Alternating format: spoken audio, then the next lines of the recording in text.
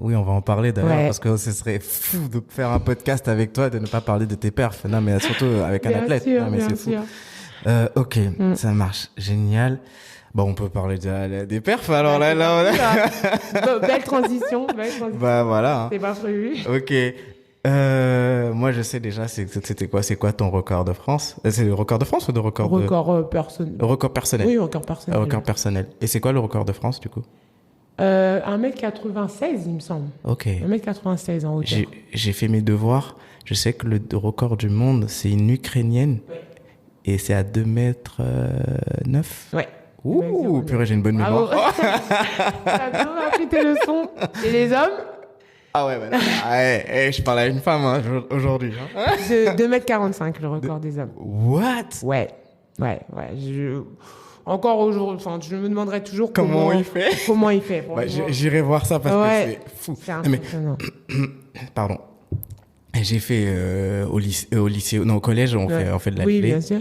S'il y a un truc, non mais s'il y a un truc, une discipline Ouais. que je ne sais pas faire et que je n'ai jamais réussi à faire, C'est la hauteur. un peu avec en plus avec le volley, j'aime pas ce truc et tout. Mais c'est là où je suis en hauteur. Je sais pas. Franchement, Ouais. je pense que j'avais pas prévu de te le dire, mais je le pense, donc il faut que je te le dise. Chapeau bas, parce que je sais pas comment vous faites pour sauter comme ça sur le haut, le dos. Non, mais chapeau. J'ai envie de te dire, chaque sport a sa technicité, évidemment. Ouais. Oui, bien sûr. Mais c'est vrai qu'en athlétisme, après, bon, peut-être que d'autres sportifs, d'autres disciplines de l'athlétisme ne seront pas d'accord, mais moi, je trouve qu'en athlétisme, la hauteur, la perche aussi, parce que la perche aussi, Ouais. et les haies sont des disciplines extrêmes, les plus techniques. Ok. Le triple saut aussi. Voilà, pour moi, hauteur, perche, triple saut et les haies sont vraiment les plus techniques, mais je trouve que la hauteur, c'est vraiment, vraiment quelque chose de... Et la perche, parce que ça se ressemble en termes de comment l'épreuve est faite le jour J, ça se ressemble.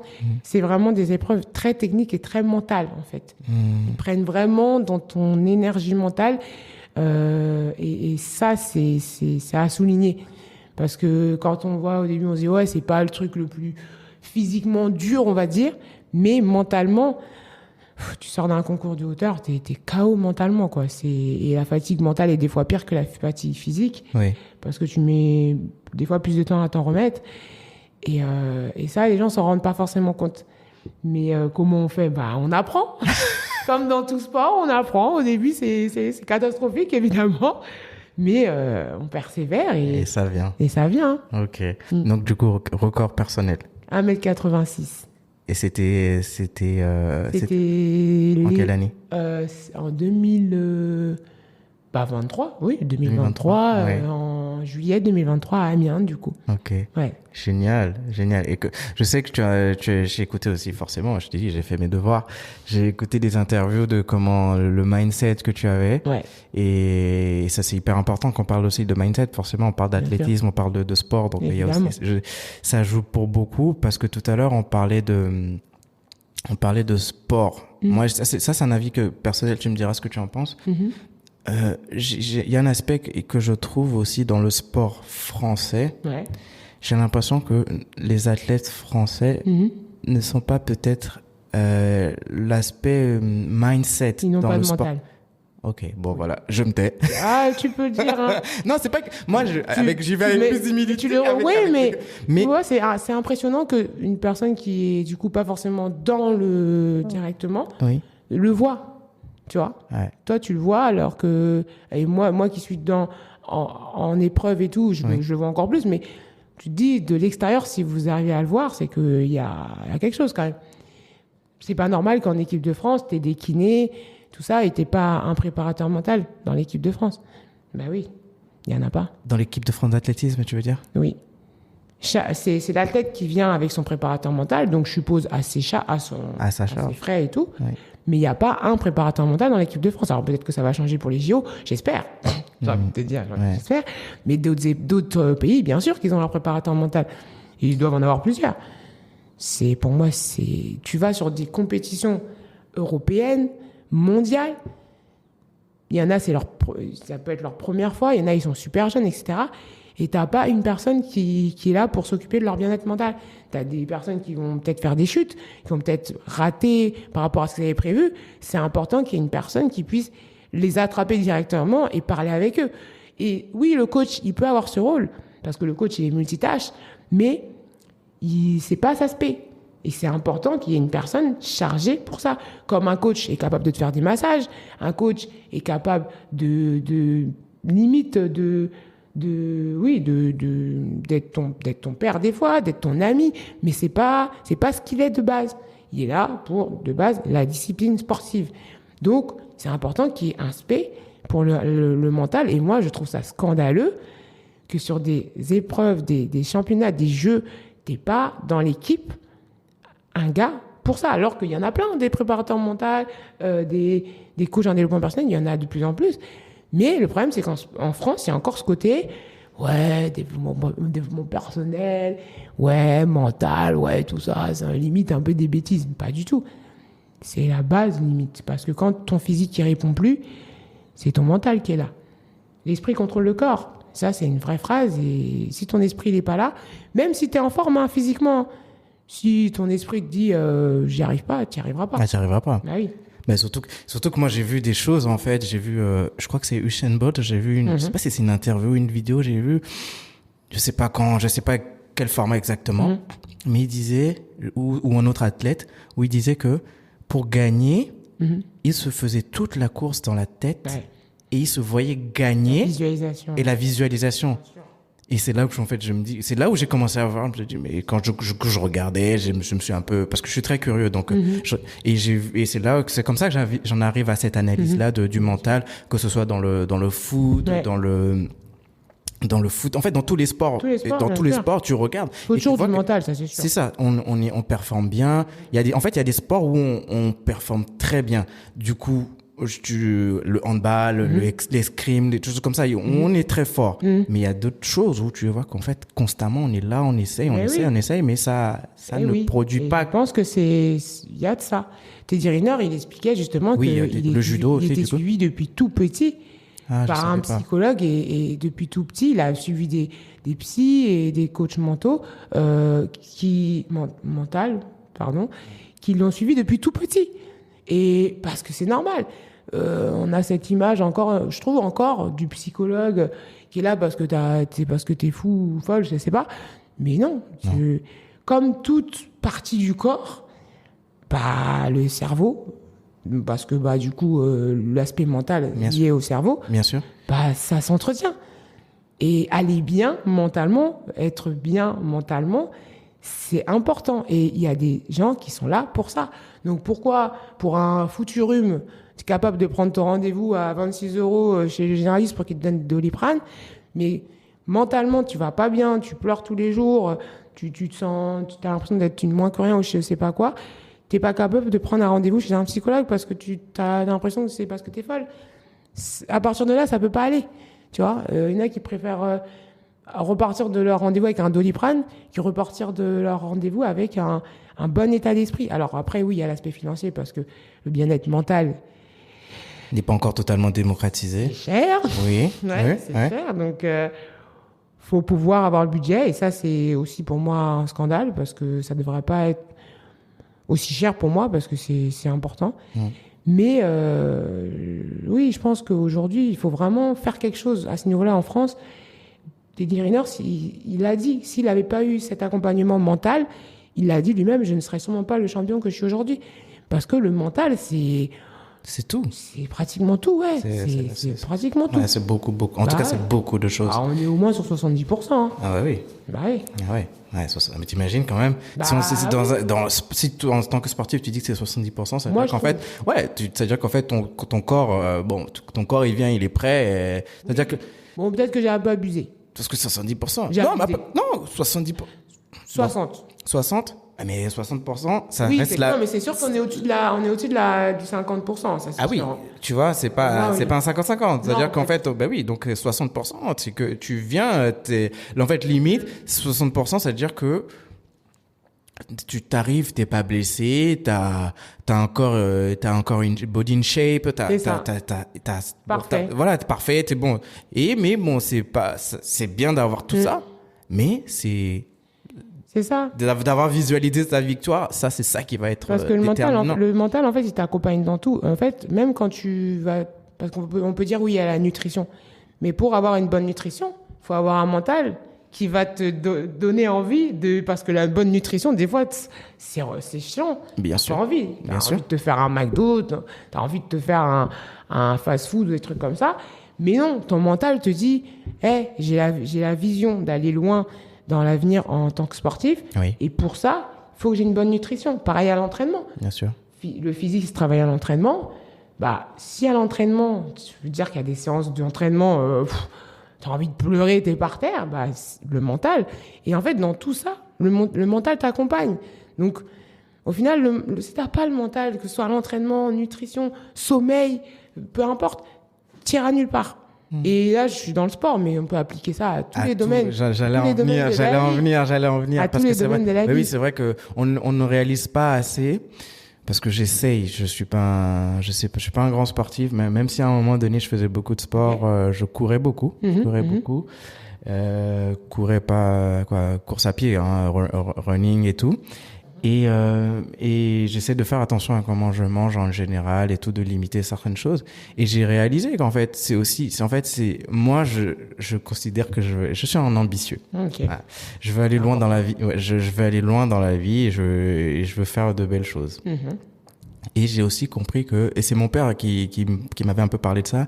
Il m'a dit, dans les années 90, 80, il avait lu un magazine qui disait que excusez-moi pour le raccourci que je vais faire, mais en fait, il faut analyser ce que je vais dire. Il faut vraiment voir le côté beaucoup plus profond de la chose. C'est qu'il disait qu'il avait remarqué qu'en fait, les riches sont en bon état physique. Et moi, j'ai analysé le truc. J'ai dit, OK, si je veux aller loin, si je veux, et souvent les grands chefs d'entreprise, on regarde aujourd'hui les grands start-upers, tout ça, la plupart du temps, je vous mets au défi de trouver que la plus grande majorité sont en très très bon état physique. Bien sûr. Ils courent, ils mangent du coup bien. Ou même s'ils ont des écarts, mais il y a quand même une hygiène de vie qui est juste, qui se compare à des athlètes de haut niveau. Parce que les gars ont compris que oui, il faut que j'y arrive au fait au bout. Bien sûr. Ouais. Donc je nous encourage à revoir notre hygiène de vie. Bon. C'est ça, c'est important. Okay. Travaillez votre mental, les gars. Merci, Fatou. Du coup, au moins, on sait déjà que, en plus, tu es coach. Donc, si jamais quelqu'un a envie de on fait une petite séance pub. Ouais, de ouf. Ok. Du coup, on revient sur ton record personnel. Raconte-nous un peu comment ça s'est passé, ce record. Ah, ce jour restera à jamais marqué. Juillet 2023. Ouais. J'ai plus le jour exactement. Mais t'inquiète. Ouais. T'inquiète. Est-ce qu'il y a une vidéo sur YouTube de cette perf? Alors, il y a une vidéo sur Insta, sur TikTok. Ouais. YouTube, je crois pas. Ok, parce que j'ai vu un indoor que tu as fait sur YouTube. Ah oui, je pensais que c'était ça. C'était à Amiens aussi, mais c'était pas ça. Ah ok, d'accord. Indoor là, ouais. Ok. Bah, j'irai regarder pour Insta. C'était 84 ça. Ok. 84, pas 86. Ok. Et j'arrive. Donc, en fait, j'avais quand même beaucoup de choses qui mentalement pouvaient rendre mon concours très compliqué. Oui. Déjà à domicile. Donc forcément, quand tu vas faire un concours dans ton club, tu as cette envie de gagner. C'est à domicile, c'est chez toi. Oui. Tu sais que tu as beaucoup de personnes qui vont venir te voir, toi, parce que tu es du club. Donc, et je savais que j'avais la possibilité de gagner, parce que des fois, tu viens à domicile, mais tu sais que ça va être compliqué. Là, je savais que j'avais cette possibilité. Donc, première pression, le fait de pouvoir gagner. Deuxième pression, la piste Jean-Paul Bourdon. Donc forcément, je suis sur la piste qui porte le nom de mon entraîneur qui m'a aidé à mentalement me connaître et avoir confiance en moi dans l'athlète. Il y a une envie de lui rendre hommage. Il y a une envie d'être à la hauteur, en fait, de ce qu'il m'a apporté. Donc ça peut être une deuxième source de pression. Troisième source de pression, avec ma coach, on savait qu'aujourd'hui, c'était un jour à record, que j'étais capable physiquement, parce que j'ai mon coach aussi de muscu à côté et j'ai ma coach technique, les deux coachs, on savait que j'étais capable d'aller chercher un record à ce niveau-là sur cette compète. Mais le problème, c'est que c'est aussi une source de pression parce que tout ça là fait que il faut quand même que tu arrives à rester focus sur ce que tu as à faire et pas forcément te dire il faut que j'aille faire un record, il faut que je rende hommage à mon coach, il faut que j'aille chercher la première place parce que quand tu te mets ça dans la tête, tu changes tes intentions et en changeant tes intentions, bah tu t'appliques pas ta technique et à partir de là, c'est pour ça que je dis que la hauteur c'est très technique parce que il faut réussir presque à reproduire le même saut à chaque fois, ce qui est très compliqué. Et du coup, il y avait tout ça qui faisait que mentalement, je me disais, reste, focus, n'oublie pas que tu es à domicile, tu vas t'amuser, tu vas kiffer ton moment. Garde toutes ces infos dans un coin de ta tête, mais n'oublie pas de faire ce que tu sais faire. Avant tout, fais ce que tu sais faire. Voilà. N'essaye pas d'en faire plus, n'essaye pas d'en faire moins, fais ce que tu sais faire. Donc, le concours se passe hyper bien. En plus, je me souviens, j'avais ma petite chaise. Parce que moi, j'aime bien prendre ma petite chaise. Tu sais, les petites chaises de camping, là. Ouais. J'ai ma petite chaise de camping. Décathlon, bon, sans vouloir faire de pub. Oui, c'est ça. J'ai pas osé le dire parce que déjà, tout à l'heure, j'ai dit McDo. Je me suis dit, est-ce que j'ai le droit de dire ça? Écoute. Oui, voilà. Bon, allez. Ma petite chaise de camping que je prends parce que j'aime pas forcément être assise au même endroit que toutes les autres concurrentes. Ouais. Donc, je m'assois un peu sur le côté avec ma petite chaise, petite casquette. Il faisait chaud et tout. J'étais vraiment en mode détente. C'était en indoor, ça aussi ou Non, outdoor. Outdoor, Ouais. ok. Et du coup, le concours se passe hyper bien. Je passe chaque barre au premier essai parce que pour un petit aspect technique, en fait, à la hauteur, à chaque barre, chaque fois que la barre monte, on a 3 essais. À chaque barre, mon petit détail pour ceux qui connaissent pas. Oui. Donc à chaque fois, je passais chaque barre du premier essai et on choisit sa première barre, la barre à laquelle on commence. Donc premier essai. Mon record à ce moment-là était à 81. 81, c'est ça. Mon record était à 81. J'arrive à 82. 83, pardon. Mon record était à 82. Oui. Voilà, c'est ça. Mon record était à 82 à ce moment-là. Et donc, je bats première fois mon record en passant 83 au deuxième essai. Donc déjà, là, trop contente. Je me dis, ça y est, on a fait un record. Déjà, on a fait un record. Donc, l'objectif du record, il est fait. J'étais aussi première à ce moment-là. Donc, je suis première, j'ai mon record. Et de par ça, j'ai rendu hommage à mon coach. Donc, en soi, l'objectif de la journée était rempli. Okay. Mais, quand j'ai commencé à crier là, pour mon 83, je me suis dit, girl, tu sais que tu es capable de plus aujourd'hui. Tu sais que tu es encore capable de passer ton record. Donc, souffle un coup, calme-toi et remets-toi dans ta bulle. Tu vas pas t'arrêter là aujourd'hui parce que 86, c'est le niveau IB, donc international B. Ça veut dire que c'est un niveau en fait européen. Donc, c'est vraiment un palier à passer parce que l'athlétisme, c'est un sport de performance. C'est pas un sport de réussite dans le sens où il y a des sports, plus tu gagnes, plus tu montes. L'athlétisme, c'est vraiment, tu as des paliers de performance. Tu auras beau être 15 fois championne de France, si tu n'as pas fait le palier, tu restes au même niveau. Donc, je ne sais pas si on peut dire que c'est plus dur, mais en tout cas, c'est différent. Donc, il fallait vraiment que je passe ce palier-là pour aller chercher des compétitions internationales. Et c'était en fait, c'est ça, la dernière source de pression que j'ai oubliée tout à l'heure, c'est que 86, c'était vraiment la barre où je me disais, si j'ai atteint la barre des 86, si le lendemain je dois arrêter l'athlé pour X raison, j'aurais pas de regrets. C'était vraiment la barre que je voulais atteindre pour me dire que c'est bon. Genre, j'ai accompli ma mission en athlétisme, je suis allée chercher l'international. D'accord. Et parce que l'international est au-delà du 86, c'est ça? C'est l'international A, c'est 92. Oui. L'international B, donc européen, c'est 86. D'accord. Voilà, donc moi, je voulais atteindre ce niveau-là. Félicitations. Merci. Non, c'est bien, c'est bien. Ouais, et du coup, 86, premier essai, je passe pas parce que, forcément, 86, tout ça, l'adrénaline fait que j'ai un peu changé ma façon de sauter. La barre passe pas, mais je sais que je peux réussir à me reconcentrer, changer mon petit détail technique. Deuxième essai, ça passe pas parce que justement, je me suis remis dans ma bulle, mais je crois que j'étais un peu trop loin au niveau des marques et il y a un petit détail technique qu'il fallait changer. Oui.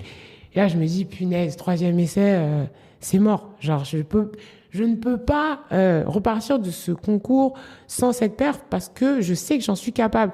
Il y a des jours où tu te dis que tu en es capable, mais que c'est compliqué. Et il y a des jours en tant que sportif où tu sais qu'aujourd'hui, il y a tout qui est réuni et tu peux pas laisser passer cette chance parce que c'est pas tous les concours où tu as autant d'éléments qui sont réunis. Et là, du coup, je me mets dans ma bulle. Je me mets en position point à terre. C'est un peu en mode presque genou à terre pour me concentrer, en fait. Je me connecte un peu avec la piste à ce moment-là, en fait, en repensant à Jean-Paul.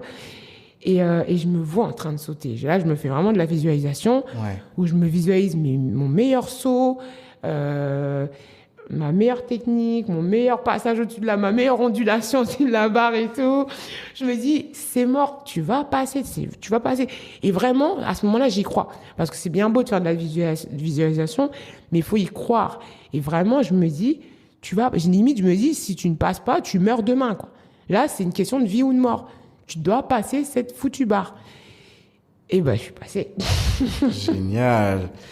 Et je suis passée. Et je sais que ma première réaction quand je passe, c'est ça.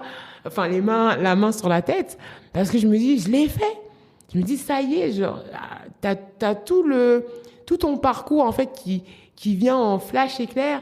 Et tu te dis, ouais, et là, j'explose de pleurs. Je pleure à chaudes larmes, on dirait j'étais en mode, j'ai complètement, forcément, j'arrête le concours. Je pouvais, hein, mais ouais, émotionnellement, c'était foutu. Non, je vois. C'était plus un coup à se blesser qu'autre chose. Et je câlin à ma coach. J'avais tous mes amis qui étaient là, des gens que j'avais pas vus depuis longtemps. Ah, je me dis, ouais, explosion. Et encore, je le raconte, j'en ai des frissons. Génial. C'était un truc de fou. Et beaucoup de fierté, beaucoup de reconnaissance aussi, parce que je me remémore aussi toutes les personnes qui m'ont aidé dans tout ce chemin. Et ouais, c'était une sacrée journée qui restera marquée à jamais, vraiment à jamais. Ouais, j'irai voir la vidéo parce que là, je suis trop. J'aurais envie, j'ai envie d'y être. J'ai un ami qui avait vraiment filmé, qui a vraiment refait un montage où on voit même pleurer, on voit une grosse larme qui tombe et tout, c'est excellent. Ah ouais, je veux bien. Vraiment, je t'enverrai, t'inquiète. Ok, ça marche. Ah bah même s'il le faut, je repartagerai sur la page l'Insta et tout. Ok, ça marche. Génial. Ok. Là, il y a encore plein de choses à dire, mais t'inquiète, on est dedans, on lâche rien. Ok, du coup, aujourd'hui, parmi les activités que tu as citées, tu as cité coach en développement personnel. Tu as parlé, donc on sait maintenant que tu es athlète de haut niveau. Ouais. Et il y a l'aspect également, tu t'es présenté Miss, et je sais que tu fais du mannequinat aussi. Ouais. Alors, du coup, je te parle un peu de tout ça. Je veux aussi aller chercher moi aussi des petites. Je vais aller chercher la petite bête, quoi. Tu vois. Ça marche. Ok. Parce que quand tu t'es présenté au départ, tu as parlé de l'acceptation de soi, de l'image et tout ça. Comment tu as pu justement accepter ton image, donc du coup ce qui t'a permis de te présenter comme Miss et de faire du mannequinat. Qu'est-ce qui t'a permis parce que je sais que tu as parlé aussi de se couper les cheveux. Est-ce que il y a un lien dans ça? Comment tu arrives à accepter cette image-là? Parce que c'est marrant, parce que ce matin quand je préparais le podcast encore, je pensais à une chose. J'en parlais avec un ami hier, c'est que j'ai fait de la création de contenu, tu as vu ma page Insta, où les gens la voient aussi quand ils vont sur mon Insta, et je me suis rendu compte que je n'acceptais pas mon image à un moment donné de ma vie. Et le fait d'avoir fait de la création de contenu en main style, blogueur main style sur Insta, et j'ai réalisé qu'en fait aujourd'hui, je peux me mettre en kaba. Je sais que si j'ai envie d'avoir du flow, en kaba, j'ai le flow en kaba, en fait. Et du coup, je voudrais que tu me parles un peu de cet aspect-là d'image. Qu'est-ce ce qui crée le déclic chez toi? Ouais. Alors, ça a commencé par l'athlé. Le fait, justement, comme je disais tout à l'heure, de se mettre en brassière, voilà, où j'ai naturellement, je me suis sentie, entre guillemets, obligée de me présenter au monde, de montrer mes cicatrices, parce que le problème d'acceptation de mon physique venait surtout de mes cicatrices. D'accord. C'était vraiment les cicatrices, le déclic. Et donc, ça a commencé par là. C'était encore compliqué parce qu'il y avait toujours le regard des autres et tout. Le fait de me couper les cheveux, ça a vraiment été là-dessus un déclic parce que pour la première fois, j'ai vraiment vu mon visage. Parce que le visage aussi, c'est important. C'est ce que tu présentes aux personnes. C'est quand tu te rinces la tête le matin, tu vois ta tête, c'est le visage. Voilà. Le visage, c'est vraiment important de se regarder. Avant de regarder son corps, il faut regarder son visage parce que c'est là qu'on voit les émotions faciales. C'est là où les personnes, qui veulent t'analyser ou des choses comme ça, ils vont vraiment regarder ton regard. Voilà. Et c'est hyper important de regarder son visage. Donc, quand je me suis vue, j'avais un miroir en face de moi et là, j'ai vraiment découvert mon visage parce que moi, j'avais des traits souvent qui cachaient un peu mon front ou ma tête. Donc, je voyais pas vraiment mon visage. Et là, je me suis dit, mais en fait, j'ai un beau visage. Je me souviens, je m'étais dit ça. Je me suis dit, je suis jolie, j'ai un beau sourire. Et j'ai commencé vraiment à trouver que j'avais un beau sourire, à aimer mes dents. C'est des détails, hein, mais à aimer mon nez, parce que je détestais mon nez. Je me disais, j'ai un nez. Je me souviens, quand j'étais petite, mon nez, il fait trop noir. Je disais, franchement, tu vois, des phrases comme ça qui, vraiment, tu te dis, oh là là, j'avais vraiment un souci avec l'image, enfin, ma couleur de peau. Mais bref, petite parenthèse. J'ai commencé à aimer mon nez, je commençais à aimer mon regard, je commençais à me faire des l'eyeliner et tout. Et je commençais à me dire, mais ouais, en fait, j'ai un beau visage. Et j'ai aussi commencé à comprendre que dans la rue, on me regardait pas parce que j'étais forcément moche, mais parce que je pouvais être jolie, parce que je m'habillais. J'ai toujours, par contre, eu mon propre style. Ça a toujours été un peu des fois un peu plus compliqué que d'autres, mais j'ai toujours eu mon identité vestimentaire, ça c'est clair. Mais voilà, donc il y a eu ça. Le sport, forcément, ça te fait un corps musclé et tout, donc ça joue aussi, forcément, tu te sens bien. Comment est arrivée l'élection de Miss? Alors, ça, c'était assez... alors, j'essaye de retracer le parcours pour être sûr de rien oublier. T'inquiète. Non, je crois la première fois, c'est parce que j'étais justement en DUT GEA et on avait des projets tutorés à réaliser et en fait j'avais des amis, leur projet tutoré c'était d'organiser un défilé de mode. D'accord. Au sein de DUT. Oui. Et du coup, ils m'ont dit Fatou, t'es grande et tout, t'as un peu un profil mannequin. Alors c'est un truc qu'on m'a un peu toujours dit, un profil mannequin, forcément je suis grande, fine. Voilà, très rapidement, t'es grande, fine. Ouais. Ah, tu devras faire du mannequinat. Ouais, alors en plus quand je me suis coupé les cheveux, je te laisse imaginer, voilà. Donc, ils m'ont dit, ouais, Fatou, est-ce que tu voudrais bien faire le mannequin pour nous? Au début, je me suis dit, mais attendez, oui, je suis grande, oui, je suis fine, mais de là à aller défiler devant je sais pas combien de personnes, mettre des talons, parce que moi, à l'époque, je mettais pas forcément beaucoup de talons. J'aimais beaucoup ça, mais j'en mettais pas, parce que justement, j'avais encore un souci avec l'acceptation de ma grandeur, de ma taille. Et je me disais, mais quand je mets les talons, je suis encore plus grande, voilà. Et puis je me suis dit, bon, écoute, Fatou, t'es en train de devenir une personne que tu apprécies de plus en plus, t'es en train de te développer, t'es en train de t'aimer. C'est une expérience en plus. Essaye. Alors j'étais hyper stressée, hein. Le jour J, j'étais en mode, oh là là, quelle horreur. Et puis, alors quand je revois ma vidéo de démarche, c'était une catastrophe. D'ailleurs, j'ai fait il y a pas longtemps un montage avant-après de mon catwalk à une époque et de mon catwalk aujourd'hui. Et j'étais en mode, pas quelle horreur, mais ça n'allait pas du tout. Et on voit, il y avait écrit manque de confiance en moi sur mon front quand je me disais. Mais du coup, c'est incroyable aussi parce que je vois l'évolution.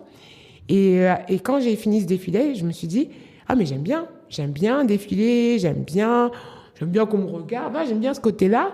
Et du coup, pas longtemps après, je suis tombée sur l'annonce de candidature pour Miss Guinée France. Et je me suis dit, allez, pourquoi pas? Allez, on va tenter. La première année, j'ai pas été prise parce que au casting, j'étais hyper stressée, je disais n'importe quoi. Enfin, j'étais complètement stressée et en plus, je suis passée en toute première. On sait que en général, passer en tout premier dans un casting, c'est pas super. Et du coup, j'étais pas été prise. L'année d'après, ils m'ont rappelé en fait. D'accord. On dit t'as pas été prise, mais on avait quand même aimé ta candidature. Est-ce que ça te dirait du coup de participer? Moi, forcément, j'étais trop contente. J'étais en mode, waouh, je vais faire Miss Guinée France et tout, je suis trop contente. Et malheureusement, ça avait été annulé à cause du Covid. D'accord. Parce qu'on avait fait toutes les répétitions et ça a été annulé parce que l'événement était pendant le Covid. Pendant la période où, tu sais, les événements, c'était compliqué et tout. Et du coup, j'ai reparticipé l'année d'après. Et c'est là où j'ai réussi à avoir mon écharpe de deuxième dauphine. Ouais. Génial. Octobre 2022.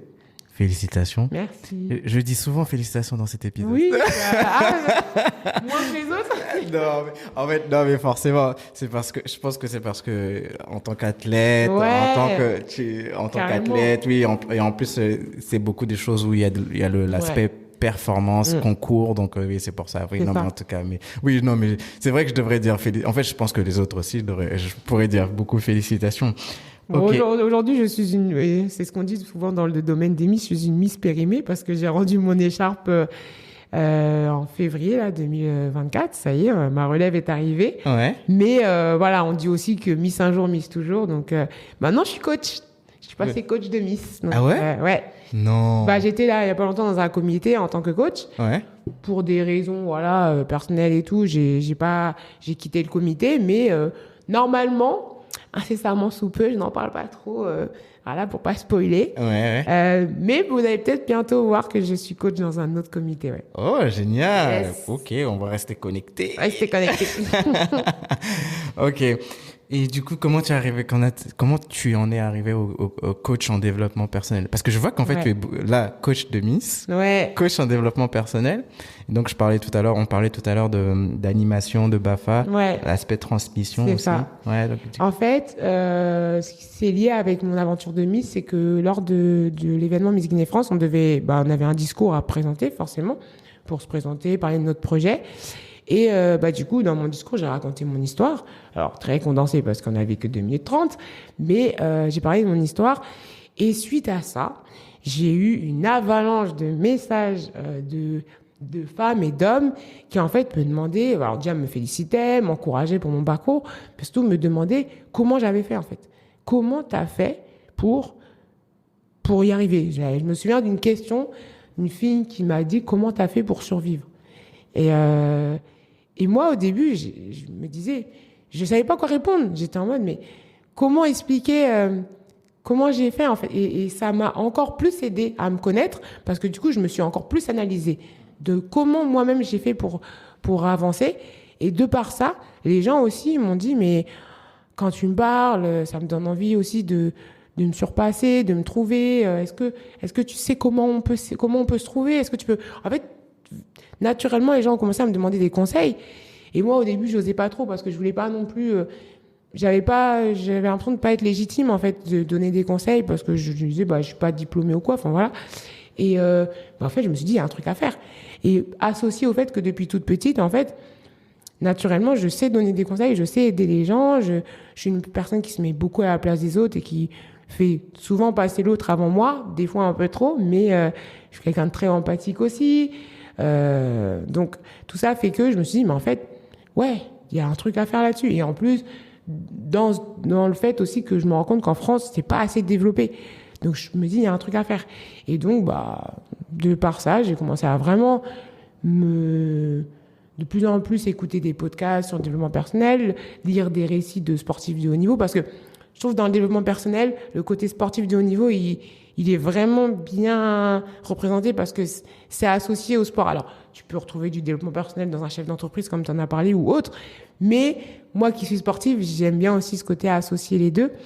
Et aussi beaucoup parce que très souvent, on dit que les sportifs qui ont réussi, ils ont souvent vécu quelque chose de dur. Et souvent, il y a un lien. Très souvent, les sportifs qui sont allés loin, ils ont eu soit une enfance difficile, soit vécu un accident. Parce qu'en fait, c'est ce à quoi ils se rattachent. Alors, des fois, ça peut être... j'allais dire moins... Je sais pas, mais c'est par exemple, un parent qui t'a abandonné, ou je sais pas, une adoption, je sais pas, mais quelque chose, en tout cas, qui marque la vie. Souvent, très souvent, c'est vraiment un constat. Ah non, c'est vrai que... C'est les personnes qui ont réussi, ils ont vécu un truc. Et souvent, c'est ce à quoi ils se rattachent. C'est, par exemple, je sais plus, je crois que c'est un basketteur qui avait une enfance assez pauvre, enfin, il était pauvre, il avait pas grand-chose pour lui. Et en fait, le basket, c'est ce qui lui permettait juste de s'évader. Et en fait, il a gardé ça et c'est en commençant comme ça qu'il est devenu, je sais plus c'est lequel, honnêtement, j'ai plus le nom en tête. Ok. Mais ouais, ça c'est hyper intéressant. Hyper intéressant parce que moi j'entends carrément par rapport au sport. J'essaie de réfléchir parce que je m'intéresse un peu au basket. Bon, j'avoue, je pourrais pas, je me souviens pas de quel basketteur. J'essaie de repenser juste à Jordan. Oui, Je sais que Jordan, une des plus grosses pertes, un des plus gros traumatismes de sa vie, c'est d'avoir perdu son père qui a été, mais sauf qu'il performait déjà. Donc je sais pas qu'est-ce qui s'est passé avant. Kobe, je vois pas comme ça. LeBron James, je sais que c'est ça, la pauvreté. Il a pas eu de père. Il a pas eu de père. Il a grandi qu'avec sa mère. Et en fait, son père, la figure paternelle qu'il a eue, c'était son coach de lycée. Ah oui. Ouais. Tu vois, donc c'est peut-être ça. Ouais. Peut-être que c'est lui, ouais. Et mais je fais un autre lien, moi, par rapport à la vie en général. Ouais. Je sais pas si tu sais. En fait, je suis passionné de biopics, de biographies, d'autobiographies. Okay. En fait, j'ai vu beaucoup. Je passe mon temps à regarder des documentaires sur sur la vie des personnes, des personnalités qui ont marqué le monde comme ça. Et j'ai regardé là récemment j'ai regardé celui de Quincy Jones. D'accord. J'ai regardé une interview de Viola Davis avec Oprah Winfrey. Et par le passé, j'avais regardé celui de Maya Angelou. Sur Netflix, hein, bon, voilà, je fais encore de la pub. Ouais, mais bon, aujourd'hui, qui ne connaît pas Netflix, j'ai envie de te dire. On pourrait dire plateforme de visionnage en streaming. Ok. Et du coup, Quincy Jones, par exemple, il expliquait qu'il était tellement pauvre que ses grands non je confonds, c'est pas Quincy Jones, mais il y a un gros lien entre les deux, c'est Viola Davis qui explique qu'ils étaient tellement pauvres que ses parents ou ses grands-parents cuisinaient du rat. Ah oui, d'accord, ouais, punaise. Et j'étais là, j'ai dit ok, j'avais déjà entendu ça, mais quand j'ai revu le documentaire, ça m'a fait et tout ça pour faire le lien aussi sur l'aspect des sportifs qui ça les pousse à performer, tu vois, ça les pousse à vraiment à exceller dans leur sport. Mais je pense que dans la vie aussi en général, des traumatismes que tu as vécu, il y a aussi beaucoup de gens qui performent et qui arrivent à aller loin. Il y a aussi cet aspect-là où de se focaliser sur le passé. Et ça revient à ce que tu disais tout à l'heure. Accepter son passé. C'est ça. Et en faire quelque chose de motivant et d'inspirant. Ouais. Ok. Et comment ça se passe aujourd'hui, tes sessions de coaching? C'est en one-to-one, c'est à distance? Les deux. Je fais du groupe, je fais du one-to-one, je fais du distance, du présentiel. Là, je suis en pleine création d'un site, en fait, qui à la fois parlera de moi, qui je suis, pour que les gens puissent savoir qui va les coacher. D'accord. Moi, c'est hyper important. Bien sûr. Et ce que je propose, voilà, comme prestation, sur quelle distance, parce qu'il y a aussi des formats long terme, on va dire. Parce que la découverte de soi, c'est quelque chose qui ne se fait pas en une semaine. Moi, je vais pas arriver et dire « Allez, dans une semaine, tu vas devenir une personne hyper confiante en toi. » Non. Même d'ailleurs, sur mon plus long programme de 5 mois, excuse-moi, je ne promets pas qu'au bout de 5 mois, ça y est, tu vas devenir la personne de tes rêves. Non. Moi, je veux qu'au bout de 5 mois, tu aies les clés pour ensuite, toi, continuer à développer ça et devenir la personne que tu rêves d'être. Mais ça, c'est le travail de presque toute une vie. Bien sûr. Donc, tu donnes les clés. Voilà, c'est ça. Parce que je sais que beaucoup de gens me disent « Ouais, mais sur Internet, oui, il y a des coachs qui vont te dire « Ouais, grâce à ma formation d'une semaine, tu vas devenir la personne que tu rêves d'être. » Non, pas du tout. Non, pas du tout. Ça, c'est faux. C'est des gens qui vont te donner une formation. Peut-être qu'ils ont tapé « Comment avoir confiance en soi » sur Internet. Ils vont t'en faire un document, ils vont te le donner. Non, c'est pas comme ça que ça se passe. Moi, c'est vraiment... Les gens, je les rencontre. J'apprends à les connaître eux. Et pas juste, je me fixe... Il y a mon vécu. Alors, parce que je sais qu'il y a des gens qui m'ont déjà dit, mais est-ce que tu fais pas un transfert de ce que tu as vécu toi? J'essaye en tout cas de ne pas le faire, parce qu'effectivement, c'est vrai que quand j'entends une personne, par exemple, qui me dit, voilà, j'ai vécu entre deux nationalités, oui, forcément, tout de suite, il y a un écho. Mais j'oublie jamais que j'ai en face de moi une autre personne. Moi, quand je suis en coaching, Fatoumata Ballet, elle n'existe plus, limite. Je suis une coach qui est là pour la personne en face. Qui écoute. Voilà, limite, j'essaye même j'aime bien cette expression, de sortir de mon corps pour aller dans le corps de la personne en face pour vraiment essayer de la comprendre. Moi, ce que je pense, mes valeurs, mes idéaux, ça n'existe pas. Ça n'existe plus. Je suis pas totalement d'accord avec ça. En fait, ça c'est parce que je m'intéresse aussi beaucoup au monde du coaching. Ouais. En fait, je suis pas totalement d'accord avec ces gens qui ont cette analyse-là où qu'il faut t'effacer pour coacher quelqu'un. Je suis pas totalement. Pourquoi? Ce qui fait que les gens se sont intéressés à toi et les gens ont commencé à t'écrire après que tu aies fait ton passage dans le concours, c'est quoi? Oui, c'est moi, bien sûr. Non, je suis d'accord. Ce qui fait que la personne prend rendez-vous avec toi et connaît, comme tu as dit. La personne que je suis. Tu parles de toi, comme tu disais, tu vas faire ton site internet, tu vas parler de toi, tu vas parler de ton parcours. Donc, il y a un lien que la personne va tisser. C'est sûr. Comme ça.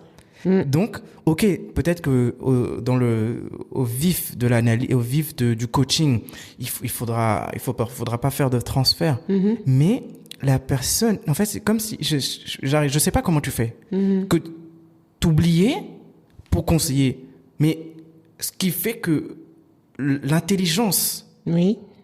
Et la capacité, toute la capacité intellectuelle pour faire ce travail-là, c'est moi qui l'ai fait. Je vois ce que tu veux dire. C'est pas quelqu'un qui n'existe pas. Je comprends tout à fait ce que tu veux dire. C'est ça que moi Mais en fait, quand je dis, mais je suis complètement d'accord avec toi aussi, je comprends complètement ce que tu veux dire.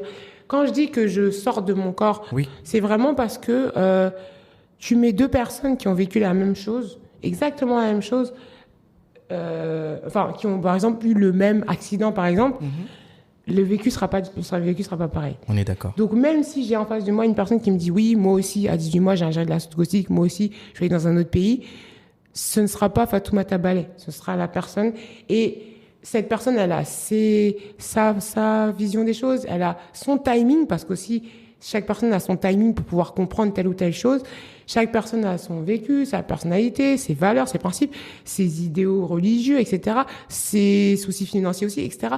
Sa vie, quoi. D'accord. Et quand je dis que je sors de mon corps, c'est que je peux pas conseiller la personne en face de moi comme si c'était moi. Okay. Il faut que je la conseille en fonction de qui elle est, elle. C'est réalité. Maintenant, ça veut pas dire que j'oublie complètement qui je suis, mais ce que je veux dire, c'est que je peux pas forcément.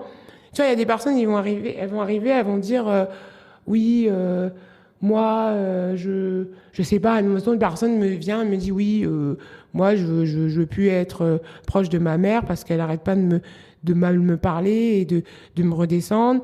Et je sais pas, enfin, j'allais dire un truc, mais non, ça tient pas. Je sais pas. En fait, imaginons que dans le discours, la personne dit quelque chose sur lequel je ne suis pas d'accord. Mais, enfin, sur lequel, dans mes principes, je ne suis pas d'accord, mais qui est dans ses principes à elle. Ben, dans ces cas-là, moi, je ne peux pas, en tant que coach, dire, parce que moi, ce ne sont pas mes principes, je suis obligée, en fait, de la conseiller en fonction de ses principes à elle. Bien sûr. Et ça, c'est très dur parce que toi, tu te dis, ouais, mais, par exemple, moi qui ne suis pas forcément croyante, si je dois coacher quelqu'un de croyant, forcément, je devrais prendre ça en compte. Comprendre comment fonctionne et ça change complètement. Un système de pensée de quelqu'un de religieux et tout ça. Ça change complètement les choses. Oui, je comprends. Voilà, c'est dans ce sens-là où je dis que je sors de mon corps parce que je dois vraiment prendre en compte la personne qu'elle est. J'oublie pas qui je suis, évidemment. Voilà, c'est dans ce sens-là. Ok, merci. Au final, on s'est compris. On s'est compris. On se comprend toujours. Yes. Ok. On arrive bientôt sur les questions de la fin. Ah. Et du coup, là, je pense qu'on a quand même parlé. Oui, il y a une chose quand même dont j'ai pas beaucoup parlé, qui est quand même important pour moi quand je pensais au podcast. Du coup, tes parents. Ouais. Quelle relation tu as avec eux aujourd'hui? Tes vrais parents, tes parents biologiques. Ouais. Mes parents. Ma maman, du coup, qui s'appelle Ama, oui.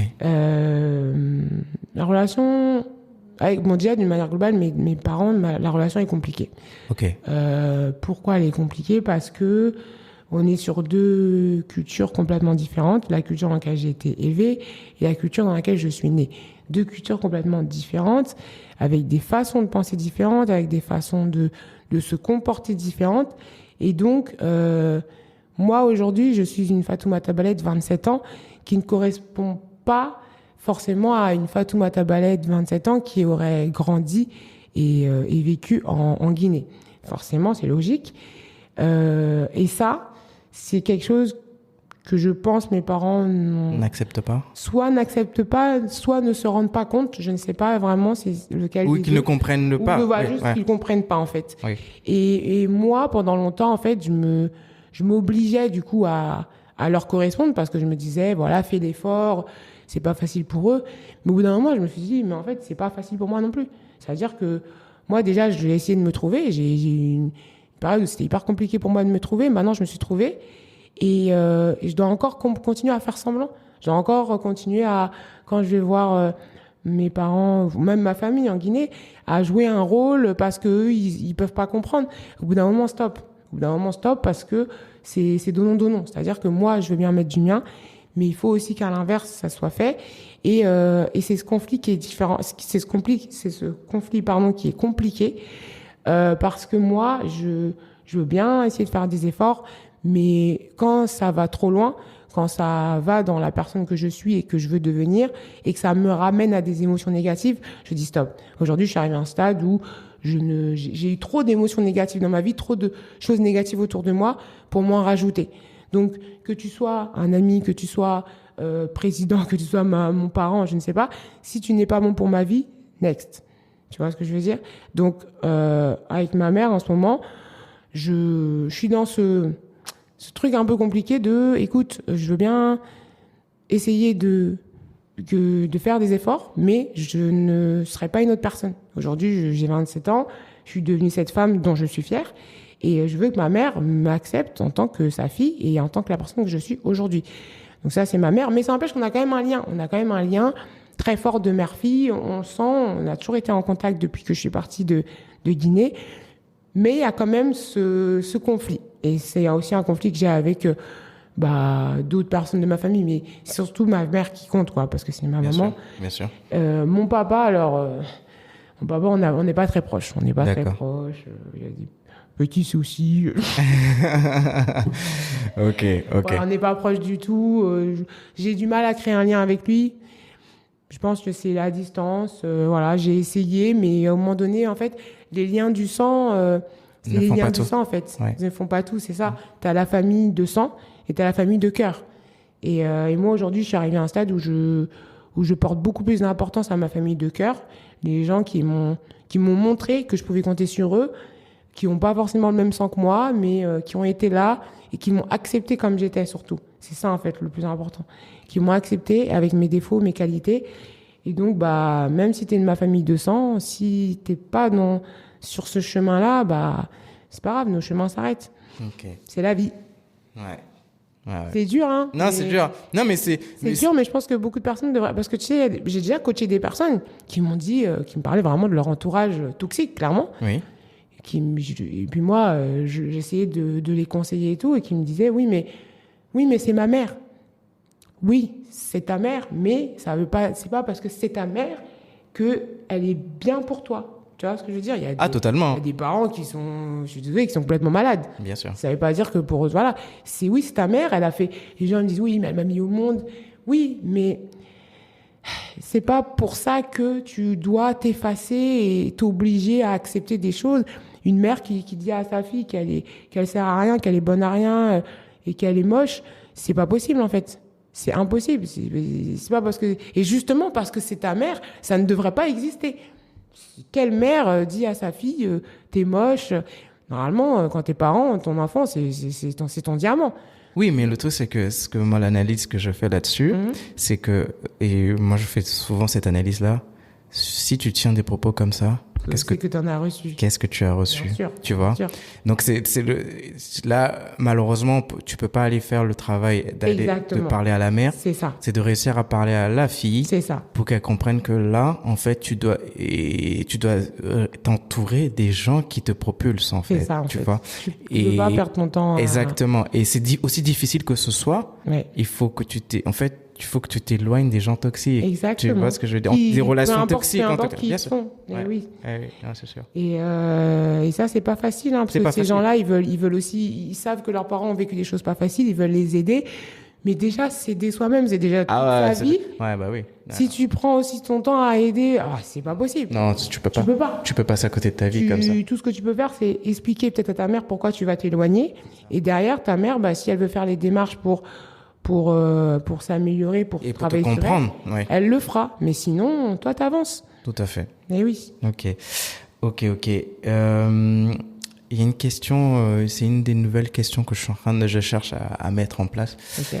Parce que j'ai compris quelque chose sur mon parcours personnel et donc du coup sur les parcours de vie. Et c'est que quel est le plus gros rejet qu'une institution ou une personne en autorité sur toi t'a véhiculé, et comment tu as fait face à ce rejet?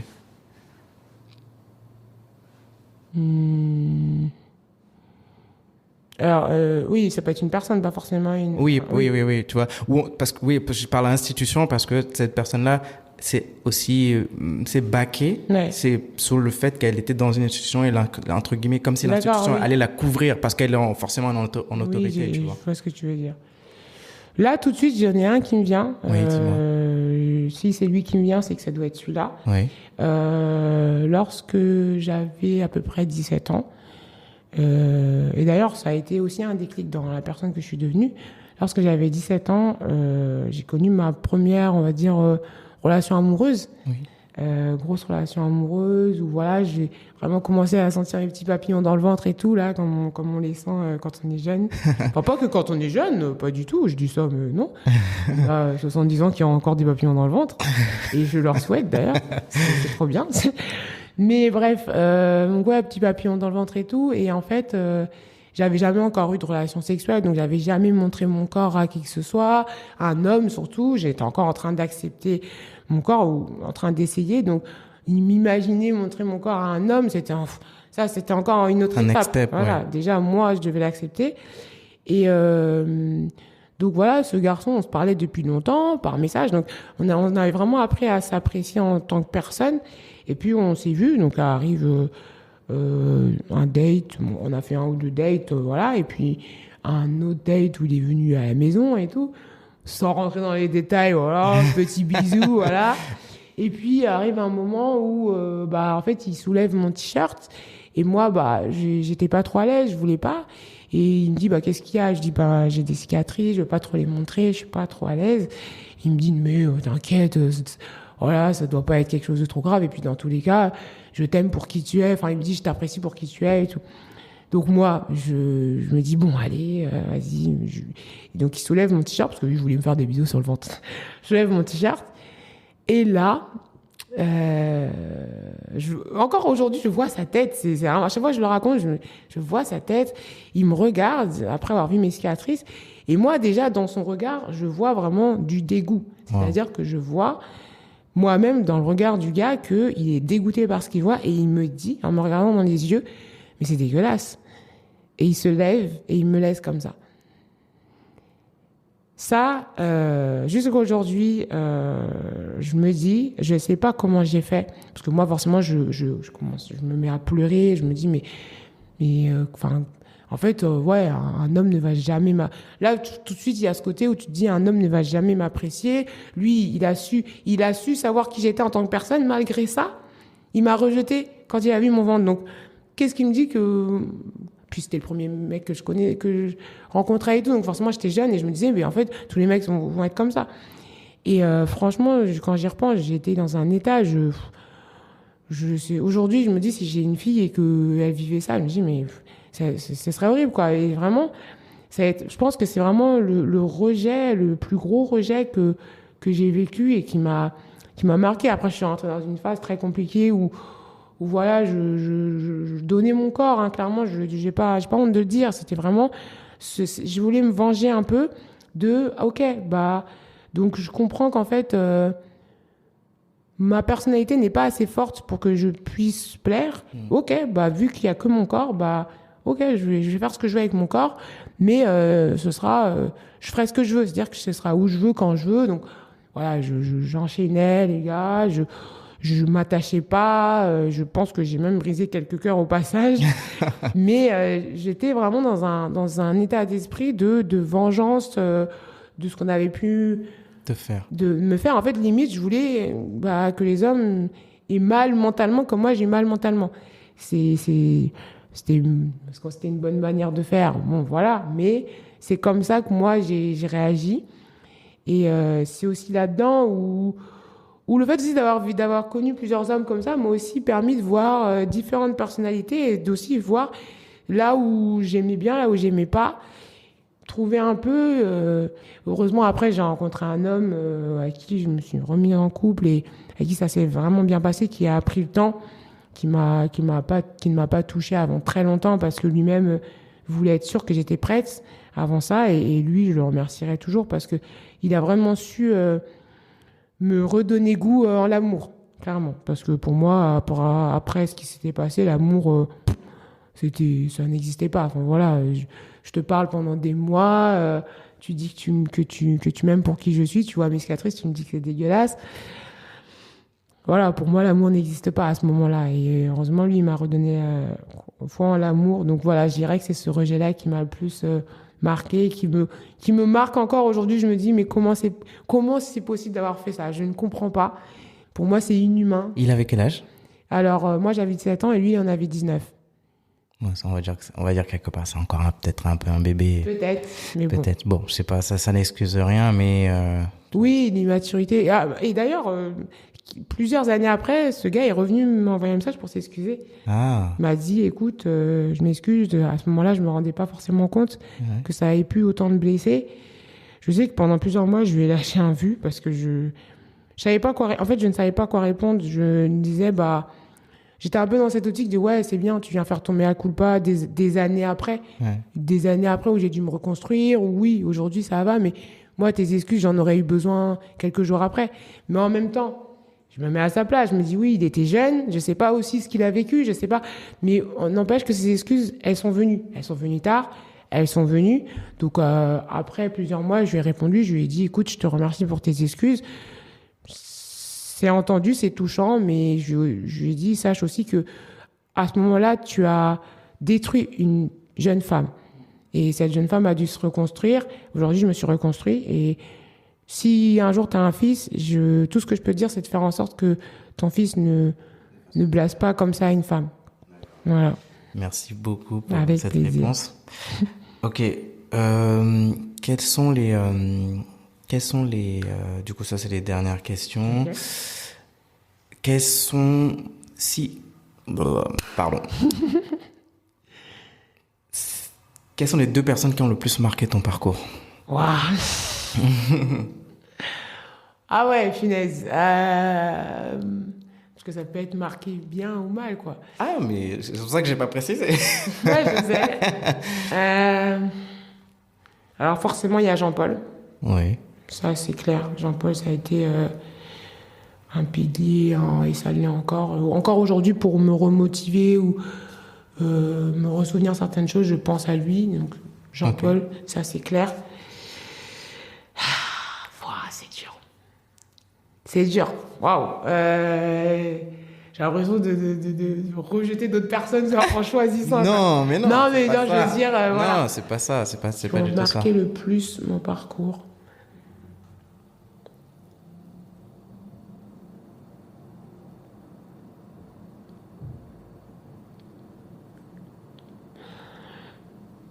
J'ai presque envie de dire le gars dont je viens de te parler. Hein. J'ai presque envie de dire ça. Ok.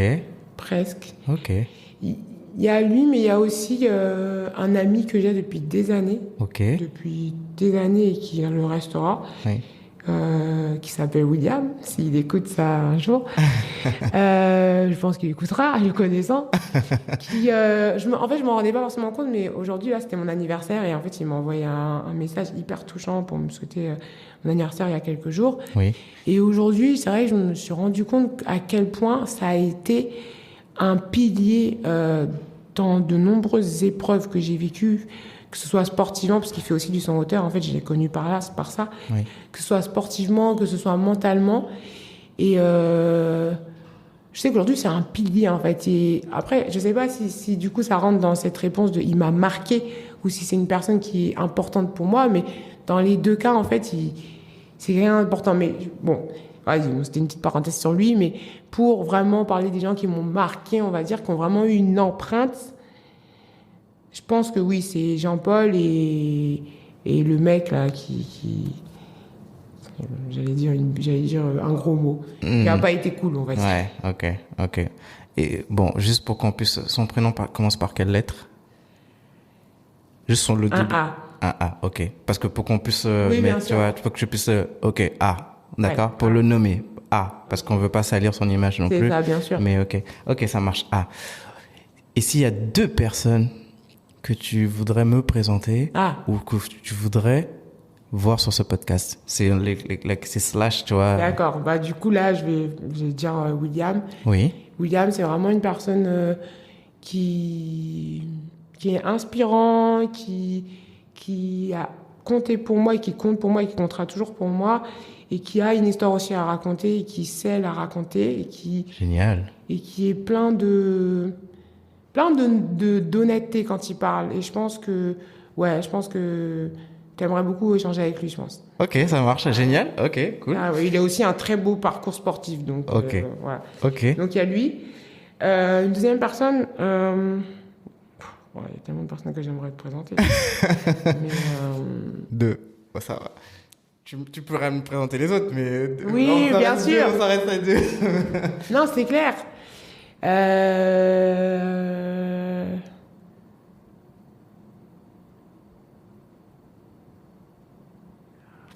En fait, tu sais, là, ce qui se passe, c'est que j'ai un nuage de personnes devant moi. J'ai plein de têtes. Bah, sinon, cite tous ceux qui te viennent là, comme ça. Ceux qui me viennent, y a Edwige, ma meilleure amie, il y a Sophie, que je considère comme une petite sœur, qui a aussi eu un parcours pas facile et qui a su devenir une femme hyper inspirante. Il y a la fiancée de William, justement, que je vois comme une grande sœur aujourd'hui. Il y a un autre de mes super amis qui s'appelle Franck, qui pareil, qui a été vraiment hyper présent pour moi. Il y a quelques temps là, parce que bon, il y a pas longtemps, je me suis rendu compte que je commençais un peu à tomber dans une dépression et pour X raisons. Oui. Et j'étais au téléphone avec lui, il m'a envoyé 50 €, il m'a dit t'as 24 heures pour prendre un rendez-vous chez un psy. Tu vois, vraiment c'est des genre de trucs que les amis vraiment qui veulent t'aider, ils vont faire. Et lui, il est comme ça, il a le cœur sur la main, il est capable de faire énormément pour toi. Et pareil, il a aussi un parcours hyper intéressant parce que lui, c'est quelqu'un d'hyper exigeant avec lui-même. Oui. Et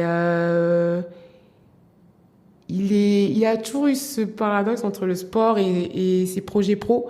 Et c'est tellement un bosseur qui se donne à fond dans tout. Mais le problème, c'est que des fois, quand tu te donnes à fond dans tout, c'est dur. Parce que forcément, en voulant être là partout, bah, t'es un peu là partout au final. T'es un peu, pour les gens qui ne voient pas l'image, en voulant être tout en haut partout, bah, tu te retrouves tout en bas partout au final, parce que tu n'arrives pas à jauger. Pas tout en bas. Pas tout en bas, parce mais que j'ai ce problème-là de vie. Plutôt au médium. Voilà, exactement. T'es moyen. T'as pas moyen. ton plein potentiel, en fait, dans un domaine. Je fais le lien avec l'épisode que j'ai publié là récemment. Ouais. Du coup, quand les gens écouteront ce podcast, c'est l'épisode avec Marc Bassocro, qu'en fait, c'est quelqu'un qui a fait qui est très créatif. Il a fait une école de réalisation, il a travaillé dans la mode, il a créé une marque dans la mode. Et du coup, c'est quelqu'un comme ça qui s'intéresse, il y a une grande culture générale, il s'intéresse à beaucoup de choses. Ouais. Et comme il le dit lui-même, c'est qu'en fait, du coup, le fait d'avoir fait tout ça, c'était hyper intéressant. Il connaît beaucoup de choses sur beaucoup de choses dans plusieurs domaines, mais tu ne deviens expert en rien. Ouais. Si tu pouvais me donner un ou plusieurs livres, films, nous donner films, œuvres artistiques qui ont le plus marqué ton parcours. Alors... Musique, du coup, parce que vraiment œuvres artistiques dans son plus grand... Bien sûr. Alors j'ai plus, je pense, citer des films ou des séries. Oui. Qui ont aidé ton parcours. Ouais, carrément. Il y a le film Lucie. De Luc Besson. Alors, je sais plus. Avec L-U-C-Y. Peut-être. Elle, c'est une femme qui devient, qui présente des ballets, quelque chose comme ça. C'est pas avec Scarlett Johansson? Ou je sais plus. Non, toi tu confonds avec la fille qui exploite. Ouais, non, ok, d'accord. Non, c'est pas ça? Je sais plus si c'est Lucie ou Lucille, mais Bon, raconte l'histoire comme ça, j'irai en fait, chercher. c'est une femme qui est dans un environnement très très compliqué. Pas du tout, pardon, qui est dans un environnement hyper compliqué. Voilà, sa famille n'aide pas du tout à s'élever, ses amis non plus. Mais elle sent au fond d'elle qu'elle a un truc, qu'elle peut aller loin. Et en fait, c'est l'histoire de la... Je crois il me semble que c'est l'histoire de la personne qui a créé les balais pour nettoyer le sol, en fait. D'accord, ok. Je crois que c'est son histoire. Et en fait, c'est une femme qui s'est vraiment démenée, qui a eu des galères, mais qui au final est devenue une grande entrepreneuse et une grande communicante et qui sait vendre un produit. Parce qu'à un moment, tu sais, elle passe sur les émissions là au début où tu dois présenter ton produit et tout. Et Ouais, elle cartonne. les téléshopping. Voilà, exactement. Ok. Donc je sais que je suis un peu nulle pour raconter les films. Donc Non, t'inquiète, on a compris carrément l'idée. Ah, mais c'est hyper inspirant en fait. La façon dont ça se passe, c'est hyper inspirant. Ok. Il y a bien évidemment le film À la recherche du bonheur de Will Smith. Génial. Qui est pour moi incroyable. Que bon, moi, Will Smith c'est un acteur que j'aime beaucoup, mais en dehors de ça, même l'histoire avec son fils et tout. Enfin, je vous le conseille vraiment pour ceux qui aiment bien les films inspirants et qui remotivent aussi, parce que quand tu sors de ce film, tu te dis et pourquoi pas moi en fait. Après lui, ce qu'il a vécu, pourquoi pas moi. Ouais. Donc il y a celui-là. Il y a la série mini-série Self-Made qui raconte en fait l'histoire d'une femme afro-américaine. C.J. Walker. Exactement. Ouais, ok. Donc, pareil, ouais, c'est vrai que j'ai vu. Ça me rappelle le confinement, ça, parce que. Ouais, carrément. Mais moi, j'ai beaucoup aimé. Alors, bon, il y en a qui disent que apparemment les faits sont pas hyper bien retracés. Oui. Mais en fait, moi, je parle surtout de l'histoire en elle-même. Et la force de caractère. La force de caractère, c'est surtout par rapport à ça, en fait. Tout à fait. Et ça, c'est réel. Une pionnière dans son domaine. Et on parlait tout à l'heure aussi de vécu, de vécu traumatisant, mais justement persévérer, la force de caractère pour créer une très grosse entreprise. C'est ça. Ok. Après, je suis très débutante dans tout ce qui est animé japonais. Ouais. Mais pour tout ce qui est leçon de vie et leçon mentale, je conseille fortement les animés japonais. Okay. Je sais que beaucoup de gens disent « Oh, mais c'est des dessins animés. Ouais. » Je peux vous dire que c'est des dessins animés, mais qui peuvent bien te faire réfléchir sur la vie. Tout à fait. Ouais. Je suis totalement d'accord. C'est juste, moi, mon problème, je suis totalement d'accord parce que je parle avec des gens qui regardent des animés et la dernière fois, on faisait même une analyse avec des personnes justement, un qui pourrait te plaire d'ailleurs, en fait, il est coach sportif. Ok. Et il joue les joueurs de football américain aussi. D'accord, ok. Et il m'explique. En fait, on faisait l'analyse entre les anciens animés, donc École des champions, Olive et Tom, et les animés actuels. Ouais. Comment en fait tu sens qu'en fait la société japonaise de l'époque où on était beaucoup l'équipe, donc ça produisait une certaine société et comment aujourd'hui on est beaucoup plus sur l'individualisme. Ouais. J'ai trouvé ça génial. Mais après moi je suis pas très fan d'anime. En fait j'arrive pas. Mais je peux comprendre aussi. C'est particulier. Ouais, c'est particulier. Il faut moi j'ai du mal à les regarder. Pardon pour les pros animés japonais, ils vont détester ce que je vais dire, mais j'ai du mal à les regarder en VO. Et je sais que là, on est en train de m'insulter parce que j'ai du mal avec la voix, en fait, l'intention des voix japonaises. J'arrive pas. Je trouve que ça sonne faux. Oui. Et du coup, je préfère les regarder en VF. Ouais. Donc, vous ne voyez pas, mais elle fait une tête. Pardon, excusez-moi. Parce que je sais que là, même les gens que j'ai cités tout à l'heure, proches, ils vont peut-être me rayer de leur amitié après ça. Mais voilà, mais vraiment certains. Après, c'est pas tous, mais certains sont hyper inspirants. Ok. Voilà, c'est ce qui me vient comme ça, mais je sais qu'il y en a plein d'autres. Génial. Ok. Et du coup, pour résumer, s'il y a une chose qu'on doit retenir, que toi-même tu voudrais résumer ton parcours. N'ayez jamais honte d'être qui vous êtes. Génial. Génial. Et du coup, si on veut prendre contact avec toi? Alors, si on veut prendre contact avec moi, il y a mon Instagram. Oui. Donc, Reine Caraba. Donc, Reine, comme ça s'écrit. Point. Caraba avec un C. C-A-R-A-B-A-S. Ensuite, il y a mon TikTok. C'est la même chose, mais sans le point. D'accord. Il y a mon LinkedIn, bien évidemment, Oui. Fatoumata Ballet, B-A-2-L-E-Y. Oui. Voilà. Oui, EY, faut préciser, parce Oui. que moi, quand j'étais sur Internet, je voyais des trucs avec ça. AY, non, EY. Donc, merci d'avoir fait la C'est précision. ça. Facebook, pareil, Fatoumata Ballet. Oui. Et puis, il y a mon Linktree. Oui, ton Linktree. Mon Linktree avec tous Les mes pages. réseaux, toutes mes pages, mon dossier de partenariat. Parce que les JO arrivent. S'il y a des entreprises qui m'écoutent, Ouais. je suis preneuse de sponsors et de partenaires. D'accord. Ok. Bah oui, bien, carrément. C'est Yes. vrai qu'on en profite. C'est ça. On n'a pas été très profond de cet Oui. aspect-là, mais en tout cas, c'est vrai que tu vas concourir et tu, en tout cas, suis espères en train, concourir, essayer de me qualifier de pour tout ça. faire. Ouais. C'est ça. Donc tes prochaines actualités, donc ça va être ça, la préparation pour les JO. Tu me disais tout à l'heure que tu vas faire les prochains championnats d'Afrique, qui ont lieu au Cameroun, Dans quelle ville? juin. Cameroun à Yaoundé. oui, Yaoundé. Ok, ça marche. Le nom, oui. Ok, on va te suivre du coup Yes. là-dessus. Tu reviens. On a parlé également aussi du fait que tu revenais des Jeux africains où tu Ouais. étais médaillé d'argent. Exactement. Ah, félicitations. Ouais. Merci encore une fois.